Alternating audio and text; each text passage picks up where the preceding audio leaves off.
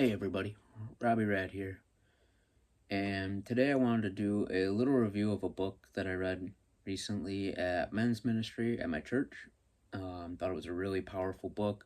Been wanting to share it and show it all to you, and just maybe share some of the author's words out of it that really, really stuck out to me.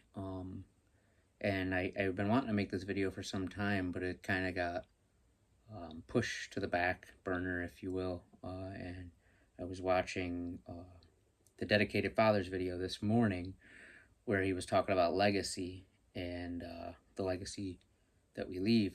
And it kind of reignited all this as he was talking about the state of men on the Disney cruise that he's been on, and really just the state of men in general in the world today. And granted, you see me here, I ain't the biggest dude, ain't the toughest dude. Don't claim to be, never will.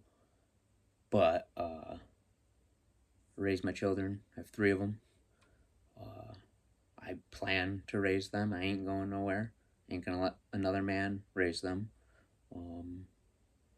I love and respect my wife. We go to church every Sunday as a family. I don't send the wife and kids to church. I go with them because it's a man's job to lead his family. And that's kind of the point the Dedicated Father was making, and it just is such a powerful topic for me, and a place where my mind's been at for a long time. So I want to start this with a little reading. This is one of Paul's letters to the church, the first letter to the church in Corinth. So we are in 1 Corinthians 13:11, and it is, "When I was a child, I spoke as a child. I understood as a child. I thought as a child. But when I became a man, I put childish things away." Or I put away childish things. My apologies. So, Paul sets the tone right there, right? If you can shave, it's time to step up and be a man and act like one. And I know that's not a very popular topic, but it is what it is. Be a man. So, the book I wanted to show everyone that we read in men's ministry at church is How God Makes Men by Pat Morley. Great read.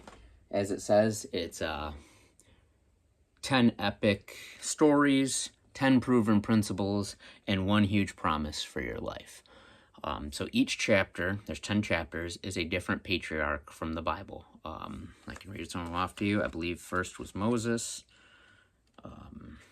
but it goes through each year main kind of infamous patriarchs of the Bible and tells their story, and it shows how God made them into the men we know them as, but they didn't start that way, and neither are we going to start that way. It's a journey, and each one of these men's story has a lesson or principle, hence the 10 proven principles, of how God made them the men they became, and how he can do the same for you and me if we're open to receive it. And where I want to be is I am, I'll give you the 10 patriarchs first, my apologies. We have 1 is Abraham, 2 is Joseph, 3 is Moses, 4 is Gideon, 5 is David, 6 is Solomon, 7 is Nehemiah, 8 is Job, and 9 is Peter, 10 is Paul. So we are in Peter, chapter 9. And what I wanted to share with y'all is, I didn't even put my bookmark on the right page, so I ain't ready. My apologies. Thought I was. There's a couple really, really awesome points that he makes in the Peter story, because Peter's principle is about discipleship. Here's the passage I wanted to read y'all. Here's the principle. It says, "God makes men by a process of calling, equipping, and sending us, so we can call, equip, and send others." So true. So true. It's all about discipleship. And I ain't going to sit here and say that I am a disciple. I ain't. Just another man. Still learning. Still growing. But I'm willing to learn and I'm willing to grow. And that's the hugest part. is being receptive to it. So what I wanted to read from this for y'all is this little paragraph that I have highlighted here.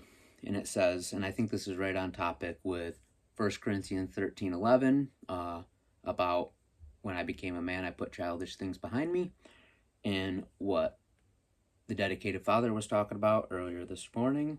And it goes like this. It says, here's the good news.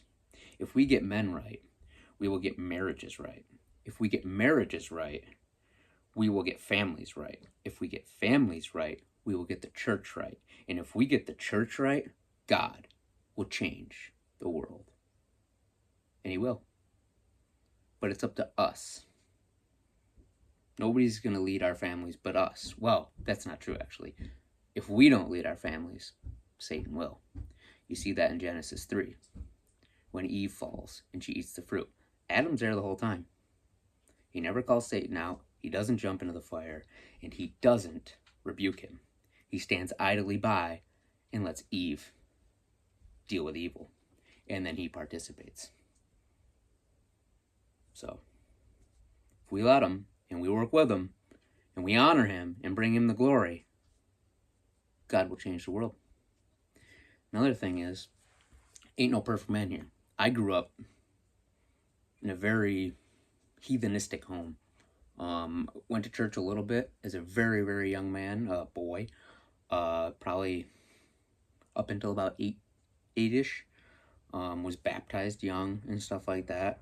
And then went apostate, just completely went astray. And it wasn't until about 2 years ago that I felt the calling to come back. And I've been growing ever since. So I'm constantly growing, not perfect, constantly slip, constantly stumble, and we're all gonna. The point is getting back up and continuing the walk. And I think another good point is made in this chapter on Peter, and I'll close with this. And that is, the author, Patrick Morley, repeats this throughout the book everywhere, and I love it because it's so inspiring. And that is, if God didn't use flawed men, he wouldn't use any men at all. We're all flawed. Jesus was the only perfect man. But God will use us if we accept him and allow him.